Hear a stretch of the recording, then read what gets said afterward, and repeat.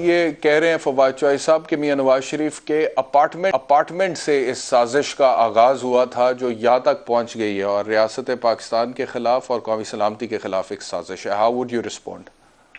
Ji thank you barrister साहब, आप इनकी बातों को ज्यादा आजकल जो है वो उस पर ना वो करें। ये बेचारे खिसक गए हैं सारे, इनके दिमाग खराब हो गए हैं। मुझे ये बताइए कि जिन्होंने इन पाकिस्तान को संवारा है, जिन्होंने बनाया है, पूरा मुल्क जो है वो गद्दार है। खाली ये जो आसमान से उतरी भी मखलूक हैं, ये सिर्फ जो है इस मुल्क में मुहिब वतन है। और ये कोई बात बंदा मानने को तैयार है। फवाद चौधरी साहब की अपनी क्रेडिबिलिटी क्या है? फवाद चौधरी साहब को, आप इस प्रोफेशन में हैं जिसमें फवाद चौधरी साहब भी हैं, आप मुझसे बेहतर समझ जानते हैं कि फवाद चौधरी साहब की अपनी क्रेडिबिलिटी अपने प्रोफेशन में क्या है और उनको अभी भी लोग जो है वो क्या समझते हैं और कैसे लेते हैं। ये अगर तो ऐसी कोई बात होती तो अभी तक ये सबूत ले आते ना सामने। ये किस चीज का इंतजार कर रहे हैं? पहले तो इसको ड्रामे को ड्राफ्ट करने में इन्हें इतने दिन लग गए। इन्होंने जो उनकी अमेरिकन जो है वो सेक्रेटरी जो है उनको जो है वो अपनी OIC में भी बुलाया हुआ था। लेटर तो 7 मार्च का आ गया था, वो वहां क्या कर रही थी? और ये जो है ये ड्रामा प्लॉट ये तैयार करते हैं। इन बेचारों का है कि इमरान सीरीज देख के बड़े हुए हैं, पढ़ के तो इमरान सीरीज बनाते रहते हैं हर वक्त बैठ के। इनके खिलाफ साजिश हो गई। अगर किसी ने पाकिस्तान के खिलाफ कुछ करना है ना तो उनको इमरान खान से बेहतर आदमी नहीं मिल सकता, जिसने खारजा पॉलिसी की तबाही कर दी, जिसने मुईशत की तबाही कर दी, जिसने इखलाकियात की तबाही कर दी, जिसने सियासत की तबाही कर दी इस मुल्क के अंदर। उनको उनका पर्पस सर्व कर रहे हैं इमरान खान बड़ी अच्छे तरीके से।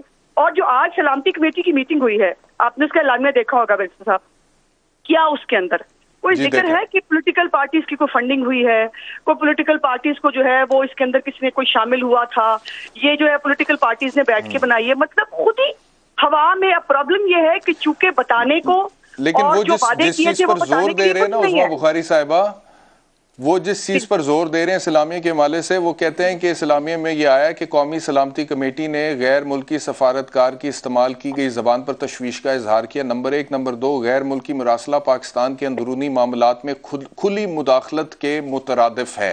तो वो इस चीज पर जोर दे रहे हैं कि देखें मान ली गई है हमारी बात नेशनल सिक्योरिटी काउंसिल के फोरम। बिल्कुल दुरुस्त है। तो मना किसने किया है कि अगर ऐसी, अव्वल तो ये लैंग्वेज जो है ना, बहुत सारी केबल्स के अंदर आपके जो है वो बहुत सारी, समटाइम्स आपके जब आप बैठते हैं बहुत सारी पॉलिसी से आपके मुल्क इख्तलाफ करते हैं, उसका ये मतलब थोड़ी होता है कि उन्होंने अब आपके खिलाफ साजिश कर देनी है। और ये नो कॉन्फिडेंस मोशन जो है पिछले 2 महीने से बैरिस्टर साहब, मुल्क के अंदर मुल्क के बाहर, इसके अलावा, इस टॉपिक के अलावा कोई और बात हो ही नहीं रही। आपका क्या ख्याल है जो यहाँ पर एम्बेसीज हैं वो केबल्स नहीं भेजती अपनी एम्बेसीज को कि पाकिस्तान में क्या हो रहा है, प्राइम मिनिस्टर ने क्या कहा और जो है वो यहाँ पर हालात क्या है? उसके ऊपर अगर कोई एक कॉमेंट आ ही गया, उसको पता नहीं आया नहीं आया वो भी खैर मुझे नहीं मालूम, लेकिन ये कहाँ साबित हुआ पूरे एलानिये के अंदर कि नवाज शरीफ के फ्लैट से शुरू हुआ था, फिर उसमें पॉलिटिकल पार्टीज इन्वॉल्व होगी, फिर मीडिया भी इन्वॉल्व हो गया। इन बेचारों का प्रॉब्लम यह है कि इनकी जो चीखें हैं ना, और जो NRO ये मांग रहे हैं अब, वो NRO इनको हमने नहीं देना। इनको जो कुछ किया है फवाद चौधरी साहब ने अपनी मिनिस्ट्री के अंदर और अपनी मिनिस्ट्रियों के अंदर, क्या NRO मांग रहे हैं? जो किया उसका जवाब देना है। NRO वो तो कहते हैं हमने करप्शन ही कोई नहीं की, इमरान खान साहब कहते हैं। तो ये NRO किस NRO की बात कर रहे हैं? अभी आपको डॉक्यूमेंट दिखाएंगे, अभी जरा इनको जा लेने दें। अव्वल तो ये कोशिश बहुत कर रहे हैं कि ये चीजों को जो है वो डिलीट करा सकें, चीजों को जो है वो गायब करा सके डॉक्यूमेंट्स को, लेकिन डॉक्यूमेंट्स रिकवर हो जाते हैं, आपको भी पता है, मुझे भी पता है।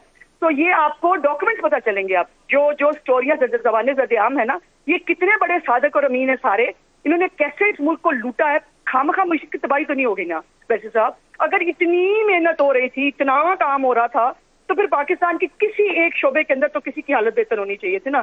कोई तो पाकिस्तान की आवाम जो है वो सुख का सांस लेती, लेकिन नहीं, क्योंकि ये खा गए हैं लूट के इस मुल्क को। जिन्होंने ज़कात और खैरात नहीं छोड़ी थी बैरिस्टर साहब, वो आपका क्या ख्याल है? अच्छा, मुझे बताइएगा कि अगर इतवार के रोज तहरीक अदम एतमाद प्राइम मिनिस्टर के खिलाफ कामयाब हो जाती है तो फिर क्या उसके बाद मियां नवाज शरीफ मुल्क में वापस आ जाएंगे? मियां नवाज शरीफ साहब को अपने मुल्क में वापस आना है जी, वो आ जाएं या कल आएं, इसमें तो कोई वो नहीं है। लेकिन उसका किसी गवर्नमेंट चेंज से कोई ताल्लुक नहीं है। उनका ये उनके मुल्क में आने का उनका अपना जाती फैसला है, और वो जब दिल चाहेगा वैसे अपने मुल्क में वापस आएंगे, उनको कोई रोक नहीं सकता।